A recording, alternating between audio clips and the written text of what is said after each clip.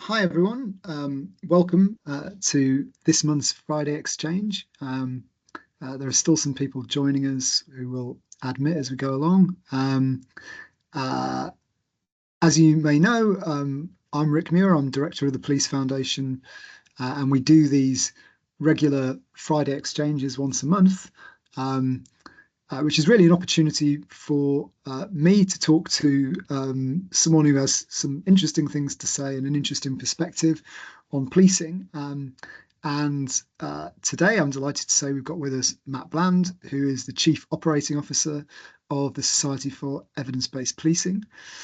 And Matt and I are going to be talking about all things evidence-based policing, and I hope that you will all be able to join in the discussion. So we're going to start off having a chat about some of the sort of key themes we think would be interesting to talk about.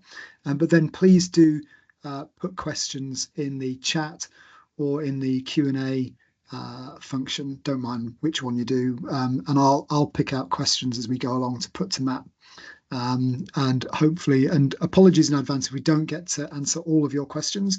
We will do our best to do it, but sometimes it's just not possible. So, in the hour that we have, just another sort of thing to say at the beginning is that we are recording this session, so please do bear that in mind.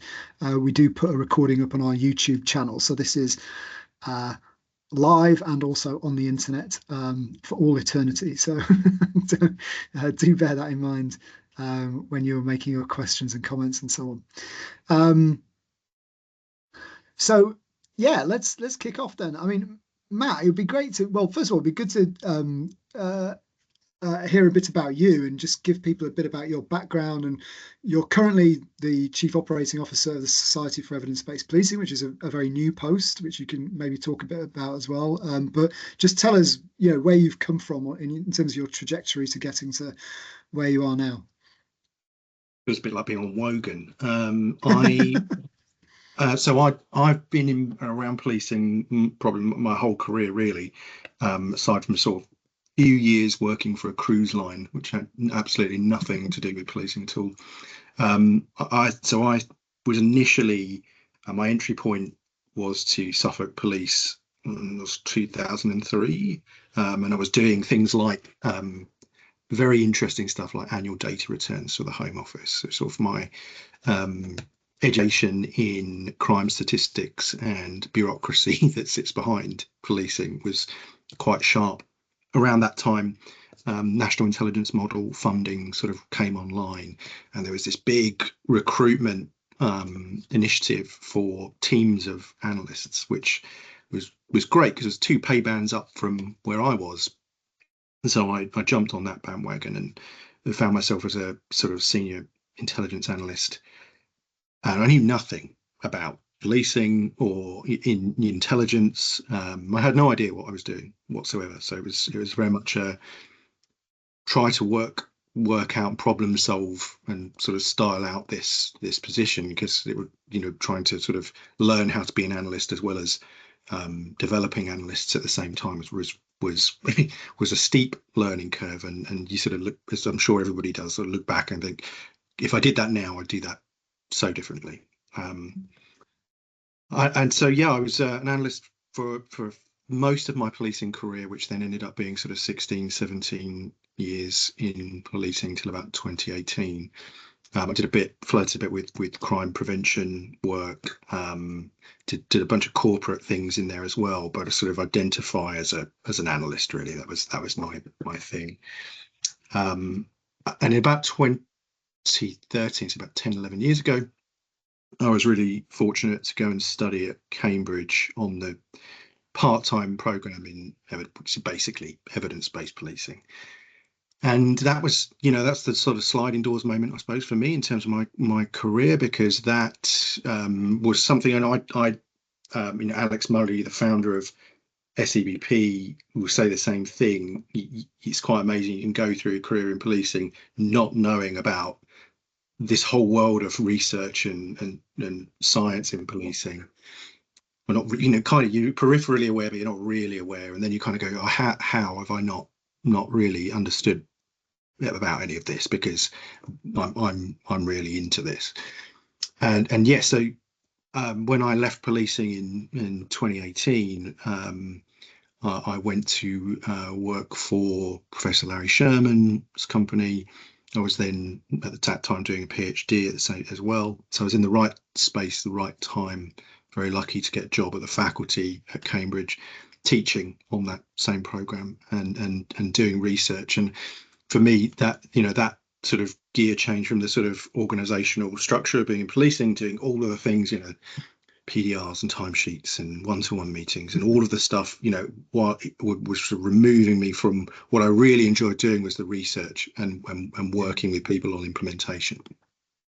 So going into academia in that role was a bit of a dream, and that's evolved to what I'm doing today. The opportunity came up to get involved with Society of Evidence-Based Policing earlier this year. So some grant funding, which has led to the recruitment of a chief operating officer, and it's a natural. It feels like a natural step for me because completely but not undesigned, I've become policing has become my career, and I think evidence-based policing is my particular niche, and this is a great opportunity to try to spread that around in policing. So I've still got one foot in the Cambridge faculty, so I still do bits and bobs there, which is a really nice sort of blend. But yeah, that's how I've ended up here today. And for those who don't, I mean, I think there'll be quite a few people on the call who are members of SEBP, who are involved in SEBP. But for those who aren't familiar with it, could you just say a bit about SEBP and what its kind of role is in the system? Yeah, of course. So it's a charity. SEBP is a charity, Society of Evidence-Based Policing.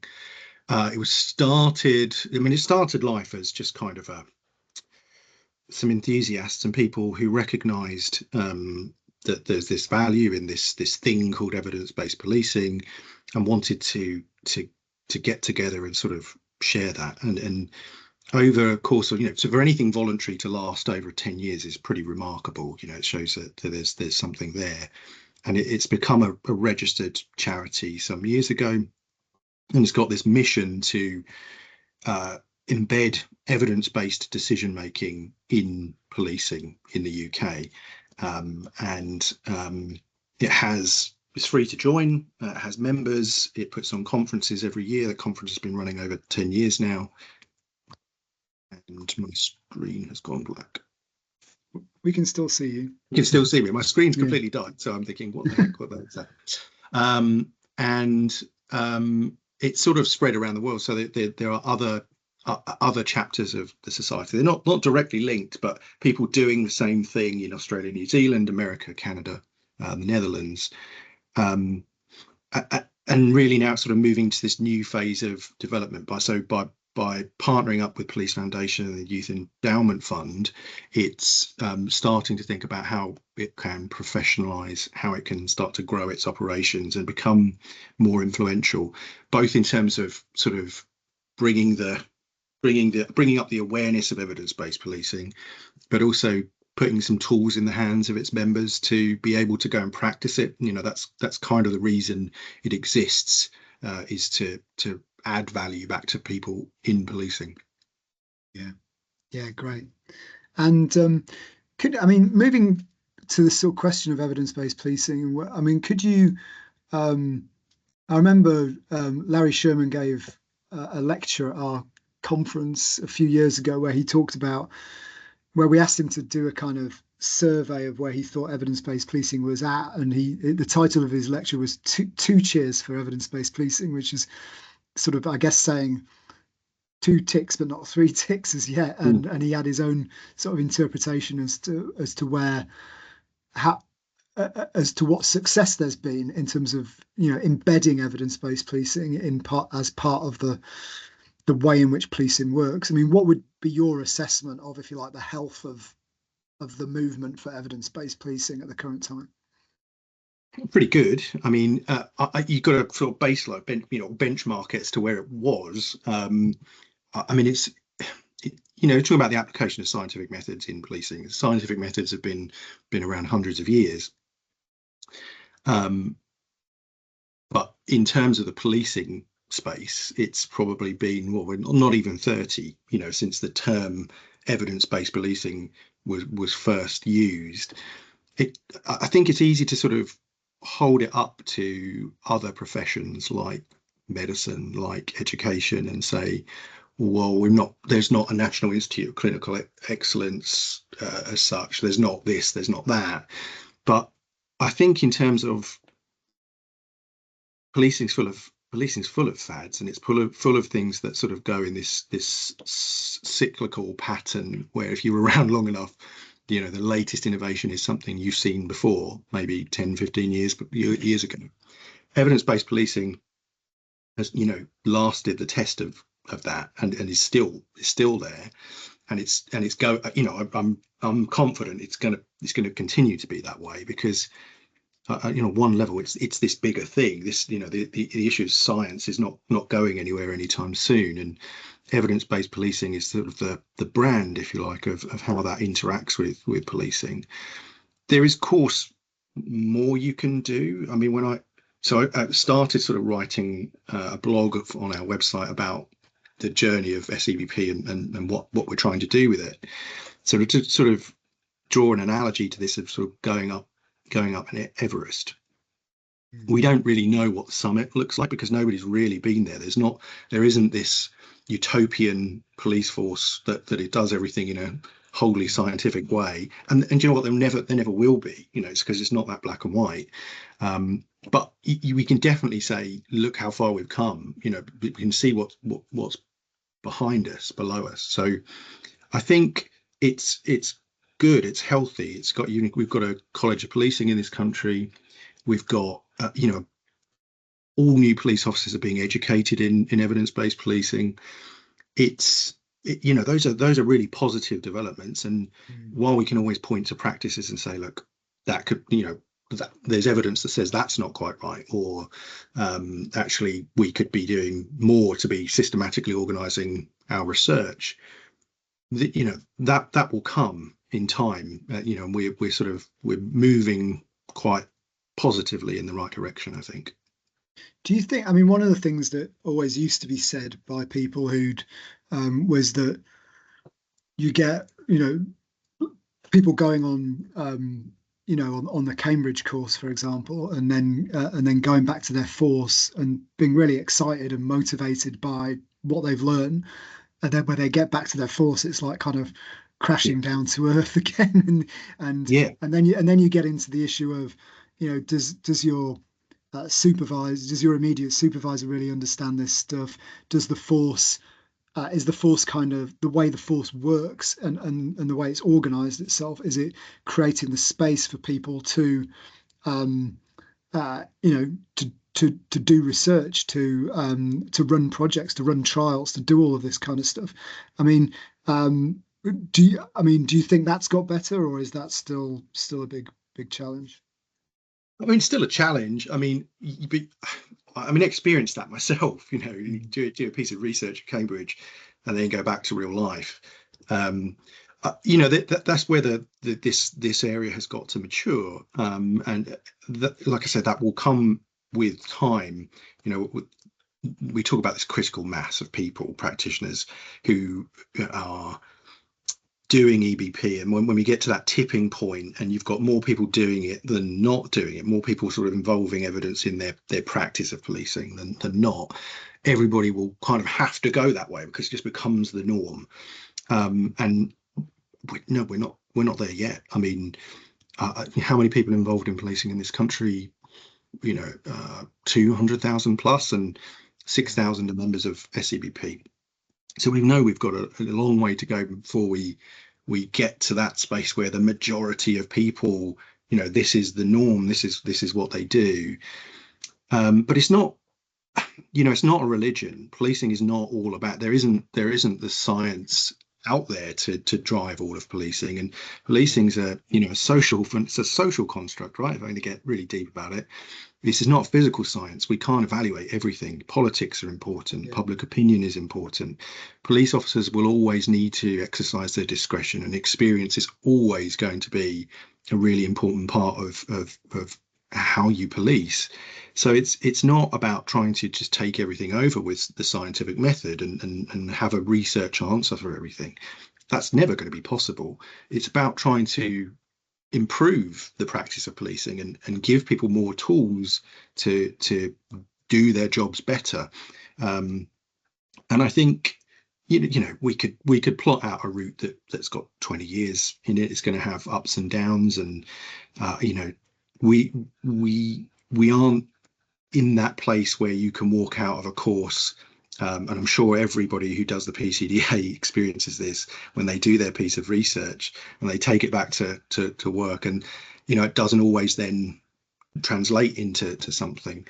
I think one of the tests of true impact for organisations like SCVP is when you get more positive stories saying, yeah, actually, I used some evidence to do this, or I did this piece of research as part of my PCDA, and actually now that is mainstream practice. And we are seeing there are examples of that out there now.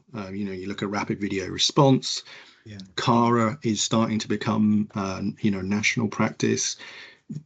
They're stacking up. These case studies are stacking up. So no, not perfect, but moving in the right direction. Yeah, I mean, and things like body worn video. I mean, a lot of the evidence around body worn video, which has been pretty influential, hasn't it, and has helped sort of spread that around. I mean, internationally. So you can definitely see some progress there. I wonder, what about police leaders? Do you think they get it in terms of chief officers and so on? Do you think they get the there's obviously some particular police leaders like Alex Murray and others who are very much in the vanguard around all of this and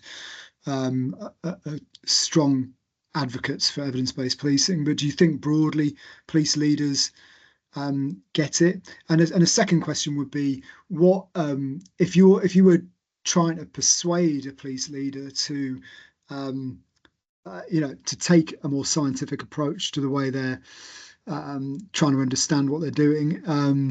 How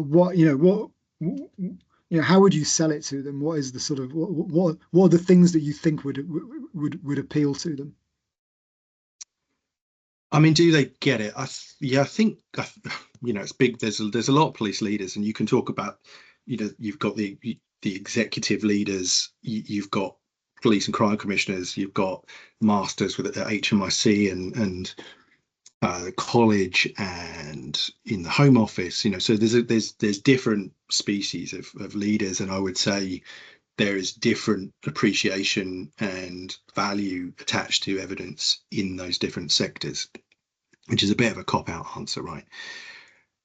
Broadly speaking, I think there is an appetite, but look, being a police leader is incredibly complex, high-pressure job, and you've got to deliver results. You're accountable for it, and I don't think any police leader could say, look, everything I do is going to be evidence led, because it just isn't the evidence there to do it. So you've got to do things other ways, and you've got to be open-minded about it. But I think there's probably a minority of police leaders now who aren't open to considering evidence, aren't aware of this movement to sort of build up this body of knowledge. And the manifestation of things like the College of Policing, which I know gets criticised in policing, have been there. But if you step back from that and you look at the fact that we're one of the only countries in the world that has a professional practice body that is talking about the application of science, and there are loads of resources out there that the College of Policing have worked up. What Work Centre, the Practice Bank, these are major assets for UK policing.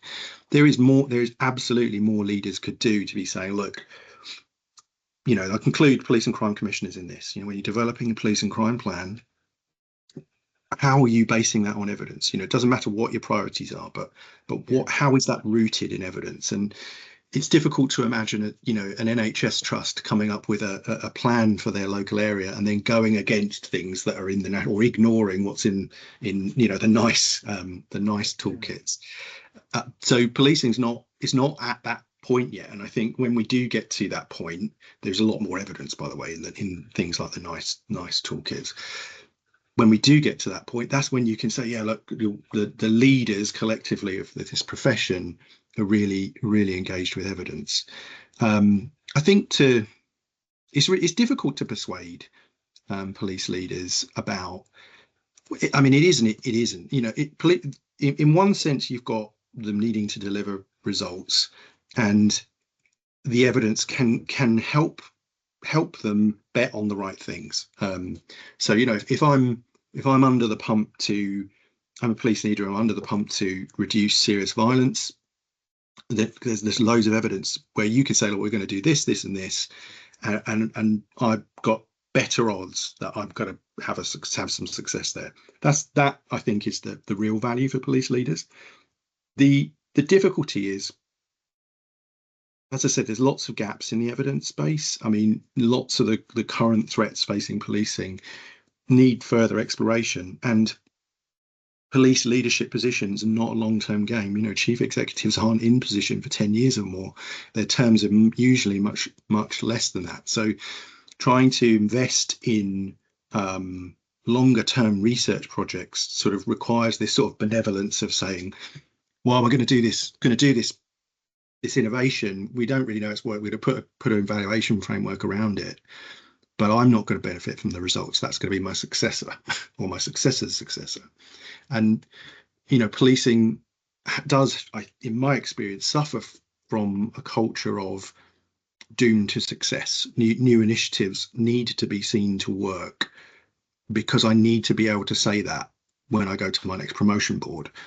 It's a very cynical view, but one I was exposed to numerous times. To have conversations sometimes with officers who saying, be giving them an evaluation saying, look, this isn't having the effect that you want it to have, and it would go, you would almost see it go in the drawer, like that's not coming out again.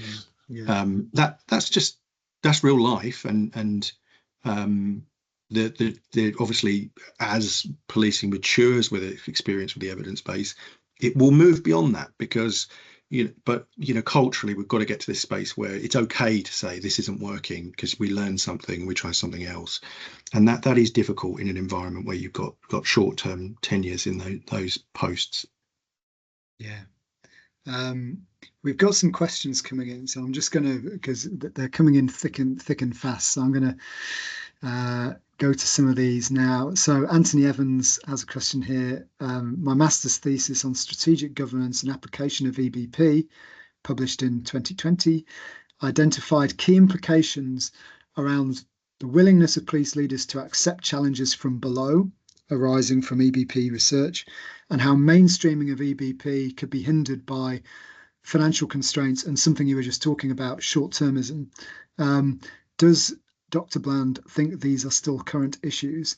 So the issues there being willingness of police leaders to accept challenge from below, financial constraints, short-termism. Are those still barriers, do you think? I mean, look, so I tried to practice what I preach, so I've got to say I've got no evidence for any of this. Is all my opinions. I think all those things are still relevant. I think policing is by nature a hierarchical organization. It has to be command and control. And that, I think, there is clearly a move to sort of authentic leadership models, where leaders can be vulnerable and can say, it's okay to say, I don't know, or actually, it's a really good point. We're going to change that. So I think you can observe changing nature of that in practice, but this isn't just at strategic leadership level. This needs to happen. It's all the way down leadership in both police staff and police officer role profiles. You need supervisors to be able to say, listen to their team members and say, if they've got some evidence or some information that something isn't working, or actually we should be trying something else, they need to be able to respond to that. And I don't think, my sense is, I don't think that's the norm. But like I say, that's my sense. The financial constraints thing is a real threat. It's an opportunity and a threat, but it's a real threat in terms of the fact that all police forces are going to be under massive pressure to take money out of the budget. Now, that might mean you can, that, you know, the things that you do to meet those challenges are evidence based. You know, you lean into the evidence base to make the decisions, but obviously the pressure when you've just got to make savings, you might have to say, look, we're going to put science to one side. You know, we certainly can't afford to invest in ongoing research or wait for evaluations to produce. So we're just going to do this and that and the other. So that needs to be managed carefully by people in the evidence-based policing community, just to make sure that evidence-based policing is still contributing in that environment. Yeah. There might be a short answer to this one, but Karen Drury asks, is there research about best methods, the best methods for introducing EBP into forces? So is there research on what's the evidence on the introduction of evidence-based policing, if you see what I mean? This is a topic that fascinates people in my sort of circles at the moment, because this is what we're trying to do. There is some research around attitudes. I mean, Anthony's thesis sounds like a good read on this subject as well. But this is something SEBP is going to be looking to do. So in the next few years, SEBP will be looking to gather evidence on the implementation.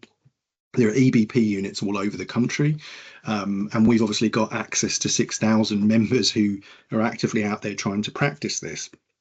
So we'll be looking to try and gather some evidence from that community to play back into forces.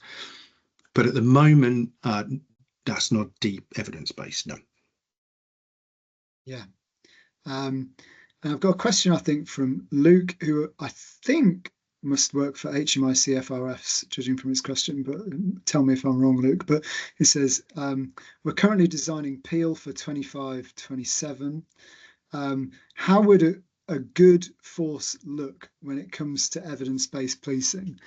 Who are the most important people for us to speak to in force to understand how a force is approaching evidence-based policing? So this is, yeah, what would good look like in terms of if you were inspecting a force around evidence-based policing, and who should they speak to find out? I used to work with Luke, I think, so he's given me a curveball question there. I don't think you need to overcomplicate the assessment of this. I mean, it's really difficult to, you know, we have got a body of evidence that generally we've got, you know, we've assessed the effects, we've assessed, you know, what will happen if police forces put that in play. It's called the What Works Centre. And I think it's a genuinely reasonable question to ask forces, like, what are you doing? You know, how have you considered the evidence? It shouldn't be as black and white saying you've got to do all these things, because local context is really important.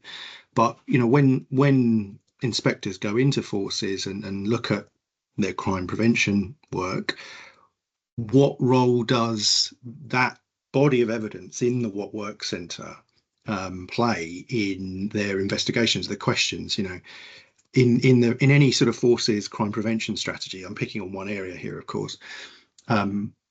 What evidence can the force give that they have used evidence to build that strategy? You know, if they're doing, if hotspots are not a good example because it's obviously got specialist funding, but, you know, what about evidence of procedural justice, for example? If you talk about them going to the legitimacy arm of Peel, what what are forces doing actively around some of the principles that come out of the evidence base around procedural justice, and how is that playing into things like stop and search and so on and so forth.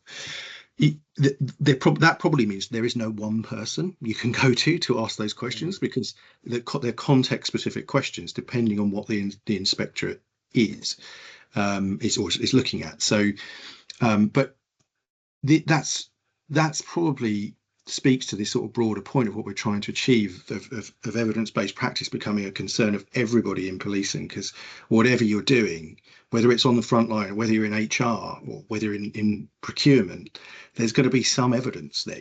How are you considering what the science says about achieving the outcomes that you want to achieve? And I think that sort of general question is where I'd start if I was inspecting. Yeah.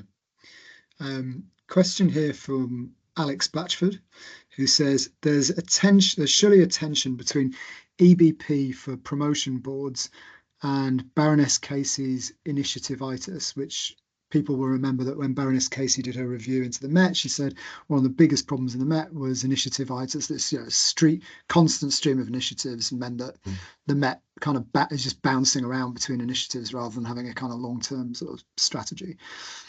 Would appreciate thoughts on isolated EBP-minded leaders doing something versus something oriented towards whole system improvement, which binds all by definition. So yeah, what do you think about this challenge of kind of having lots of people out there doing lots of interesting things and experiments versus I guess taking a more system-wide strategic approach to this? I mean, is that an either or can you do both, or just any thoughts on that? I mean, it's a problem.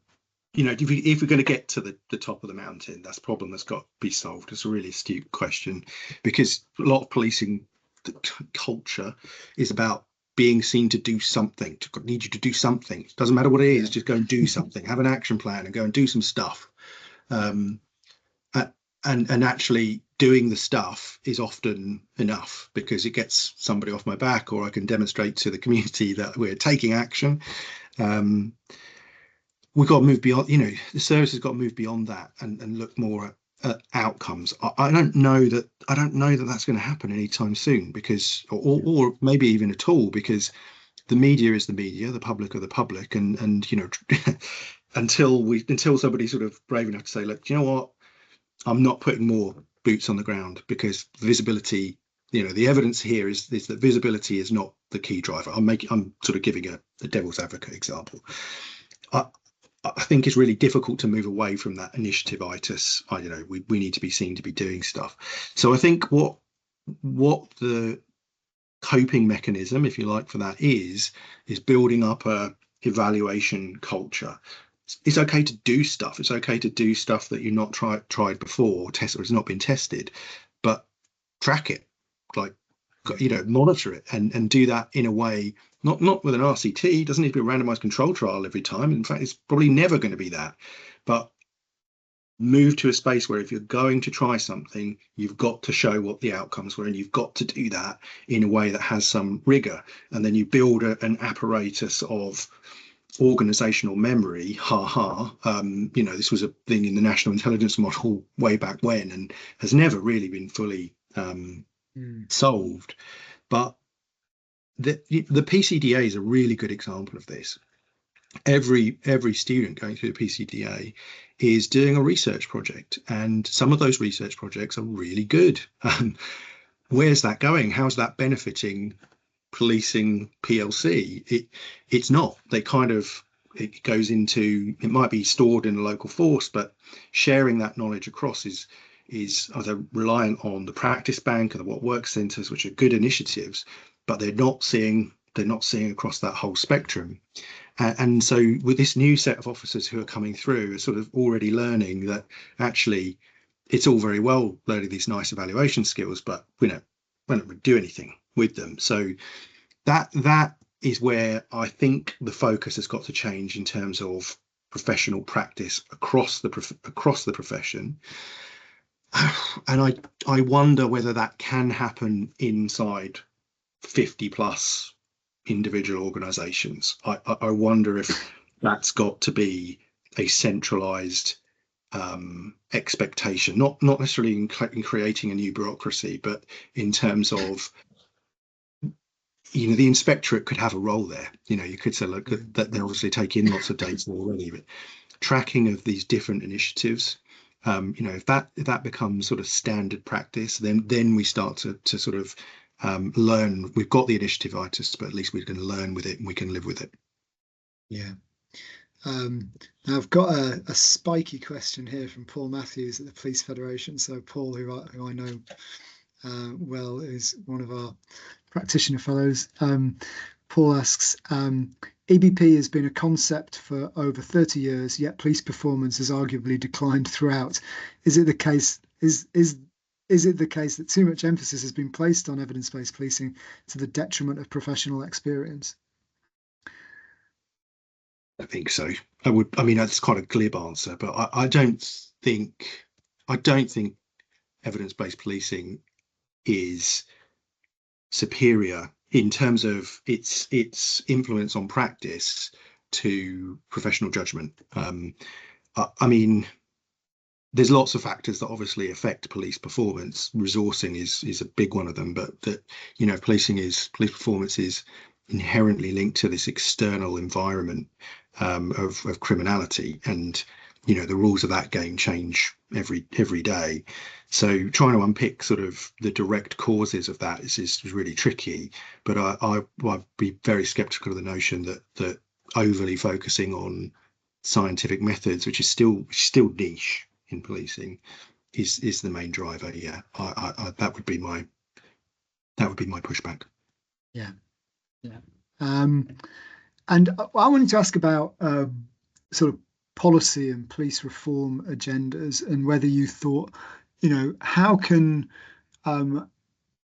evidence-based policing have an impact at that level? Because obviously there's lots of different things that shape policy, and evidence often isn't one of them, frankly. And I don't know if anybody's seen there's that brilliant episode of The Thick of It when they're trying to come up with a policy in the back of the ministerial car, and he literally coming up with a policy off the top of their heads, and because they've got to go to a press conference and say something about something.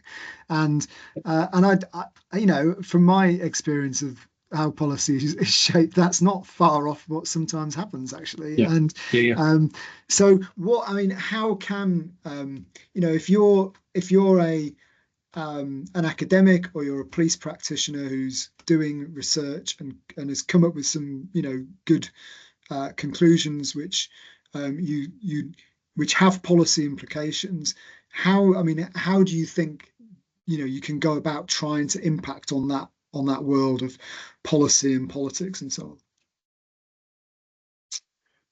So this is I was listening to this Rory Stewart podcast documentary series on ignorance, and he does a whole episode. It's very good. Does a whole episode on evidence-based policy, and really sort of, I'm going to butcher it, but core argument is policy can't be evidence-based because there's too many other things that it needs to be. Public scrutiny not being public accountability being number one, and I think. I don't think policy can be entirely separated from evidence. I think it's very sensible to include the evidence base in policy development, and there are examples of this. So, the Domestic Abuse Act 2021 brought in mandatory polygraph testing for domestic abuse offenders, but that legislation won't be rolled out nationally until a randomized control trial has been conducted and reported. That's a really good example of evidence-based legislation, but effectively is a policy. So it's doable, but you've got to be paid. The political space doesn't always allow you 5 years to conduct an evaluation on policy. So that's really difficult. What the research and the academic community needs to be good at is communicating findings. So this isn't always about new research, although of course it's in our nature to like the shiny new things, so we go talk about those the most. But if you've got senior leaders in the policing profession across the police research community who are well versed in what works and what doesn't work, then they are in a position to push back on policy developments or to openly comment on policy developments. And I often sort of look longingly over the fence at the medical profession in this respect, because that there's the practitioners in that field, the research in that field, call the tune with regard to what they are practicing day to day, because it's a specialist field and they're allowed to do that. It's not politicians will have views on things, like smoking bans, for example, where they're not that it's not in the place, but there is this kind of acceptance from the policy making community that the practitioners know what they know what they're doing. They know their business. It's their profession, and they're building it up. So I think the hope has got to be, the aspiration has got to be, to get the policing community in that zone. I don't think it'll ever get all the way there because it's inherently different. Policing is different. It's got more political connections, but I think that's a good aspiration to have. Yeah. A sort of linked question comes from Rebecca Storer, who's asked, I was interested in your comments about PCCs and police and crime plans. Are there any examples of police and crime plans that are starting to take an evidence-based approach, or any thoughts on best practice in this area? Oh, that's a great question. I had to say I don't know the answer to. I don't read enough police and crime plans to know. I Yeah, I can't. I could waffle around something that was sort of a bit anodyne, but I think what you're asking is a really important question. And the APCC are engaged in evidence-based policing. They are engaged with their society. I think my conversations with PCCs in the past have been, they are keen to follow evidence where their mandate allows them to do it, because their mandate is to be accountable to the public, and they have to listen to what the public are telling them, and this is what speaks to that wider tension. But I think what a great piece of research it would be to actually look at the 43 police and crime plans, 40 odd police and crime plans, and do that assessment. How much in here actually is evidence based. That could also inform the research agenda that we need to be undertaking to move the field forward, because antisocial behaviour is going to be, would be my bet, it's going to be in there lots and lots. A whole great deal of studies been done on antisocial behaviour. So what do we do to fix that? What are PCCs doing to build some evidence base around the activity that they're doing is a really interesting proposition. Yeah, absolutely. No, I mean, we just did a piece of work on antisocial behaviour. One of the trying to review the evidence base, and one of the challenges is the evidence base isn't great. Yeah.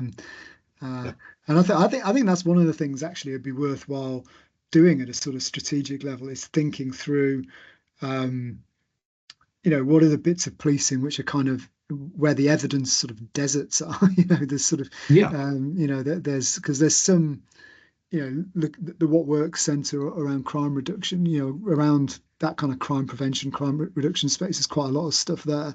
But I don't know, investigations, is that, is there much on that? I mean, so there's big bits of policing where you sort of think, actually, they haven't been subject to sufficient research.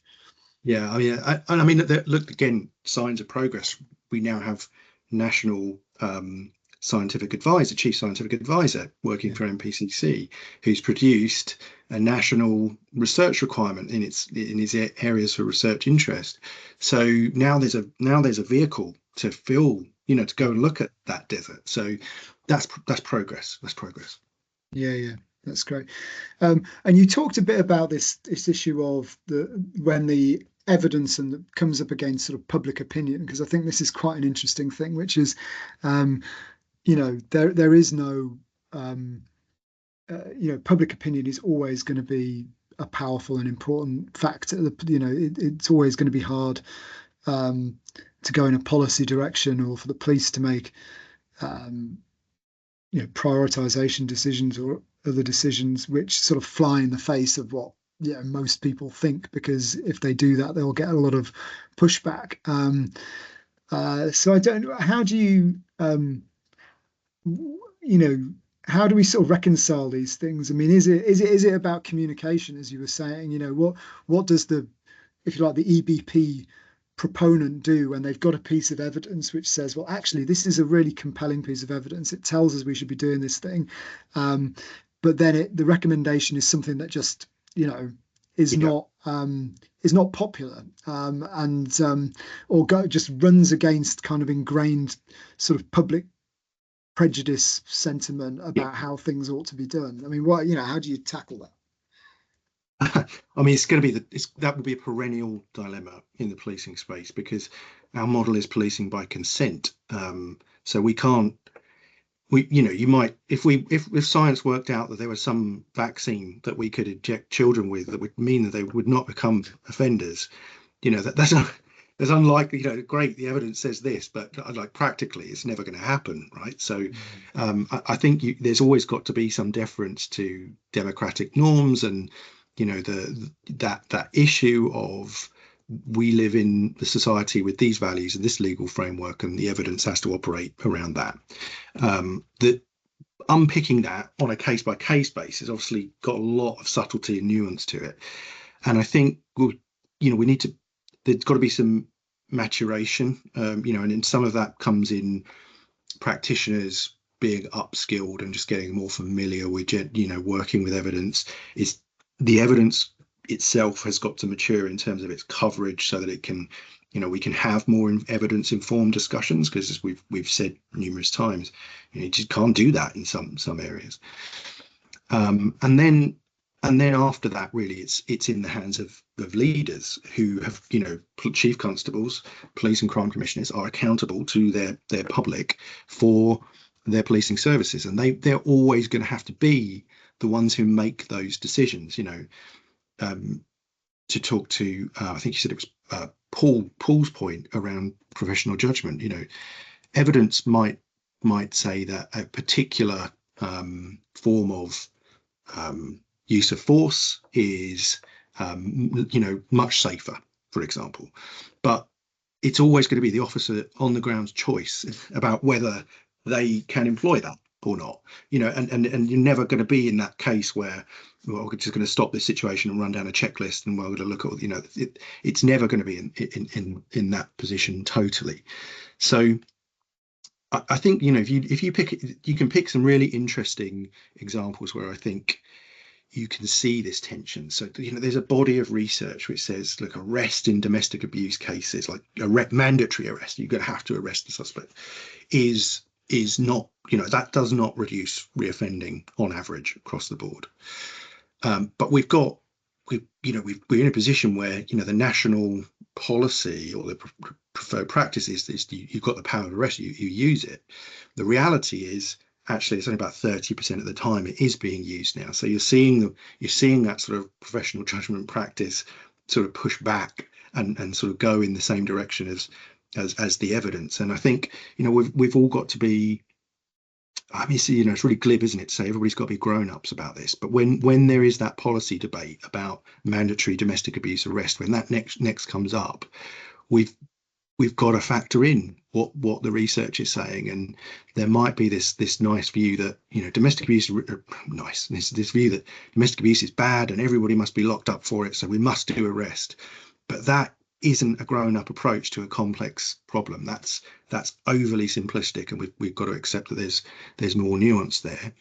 And then ultimately, it's going to come down to mostly the leaders on the ground who've got to make those decisions, which is difficult, really difficult.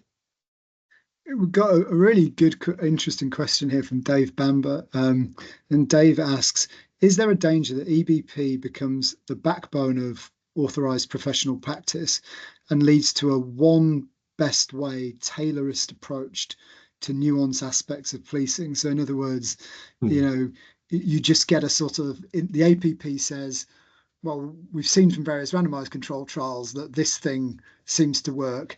So therefore, in every case, this is the thing to do, which then ignores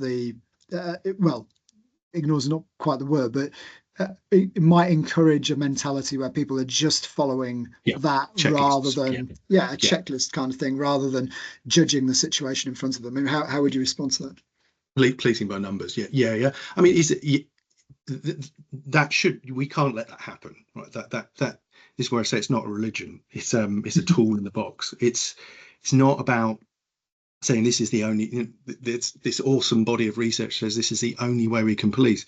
That can never happen, because policing is incredibly complex, very dynamic, unique situation, context. No body of research could ever look across all of that. No hope. So again, we need to be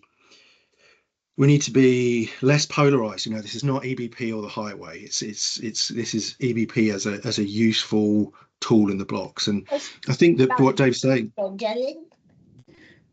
Yeah, sorry, go on, Matt. I've got my they've gone out, but they'll be back soon. Daddy's on a call. Brilliant. Okay, sorry. No, it's great. I knew my son was going to break in and disrupt this event at some point. Apologies. No, it's great. It was either your son or my dog, so don't worry about it.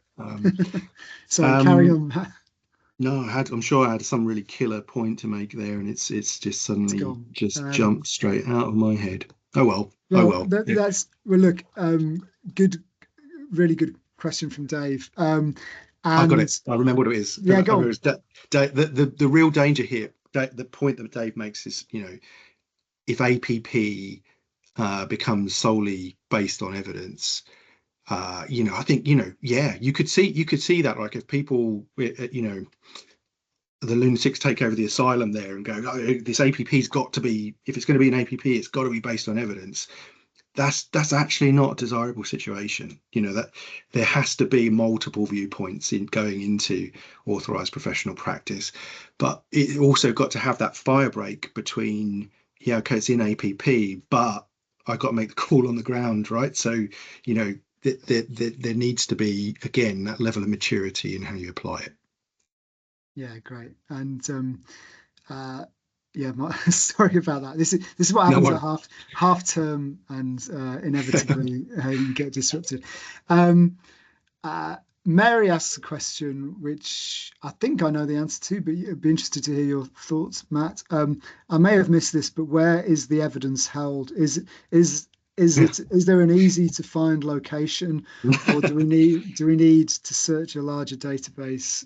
So where is the evidence? Where should people go if they're looking for evidence? I mean, it's such a fabulous question. Really, Sabi, you haven't missed anything. And this is a big challenge that evidence-based policing has got to deal with. Evidence is not accessible. It's not. It's going to be complicated by nature quite often.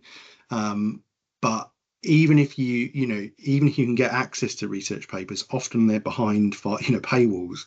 Understanding them is then a different challenge. But the fundamental problem is there isn't really one place you can go that's going to catch everything. There are some good starters for 10, the What Works Centre, the Practice Bank, that the college, those are excellent world-leading tools. There are some other resources out there, but I'm already just sketched out 4 or 5, and those things, research is coming out every day from different parts of the world. So at the moment, there isn't a one-stop shop. SEBP wants to fix that. So the goal is to create a resource that practitioners can use, that is dynamic, that links to these other resources out there, and gives a more simple user interface to say, look, I've got a problem. This is the nature of my problem. What can I find in terms of what research has been done? What's the quality of that research? Who are the experts in the field that I could contact? But it doesn't exist yet. So we're sort of actively building it, and that's the next phase of the SEBP project. This has got to, if we want to get to that place where we've got a grown up conversation going on around practice and well-informed, upskilled policing practitioners, we've got to have that tool. We've got to have it. Right. Well, look, thanks so much, Matt. We've reached almost reached the hour mark, and thanks everyone for such great questions. And I'm sorry to um, Jill and to Alex, not enough time. I mean, Jill's more of a comment, but sorry to Alex, not getting to your final point. But some great questions there. Thank you all so much. Thank you very much to Matt for his time and his thoughts on everything EBP. Just to let you know that we'll be holding our next Friday Exchange session on the 29th of November, and we'll be speaking to Sir Craig Mackey, former Deputy Commissioner at the Metropolitan Police. And Craig will be talking to us about his views on organised crime, technology and policing, lots of the stuff that he's been working on in his policing career. And then in December, we'll be talking to Kerrin Wilson, who was latterly Assistant Chief Constable in Lincolnshire Police, and we'll be talking to her about a range of things: diversity in policing, women in policing, leadership, lots of different issues. So looking forward to those conversations. Apologies for the the interference, but my son's just decided that the lunatics have taken over the asylum, I'm afraid. But fortunately, it's happened at the end rather than at the beginning. Thank you all for being here. Thanks to Matt, and have a great weekend, everybody.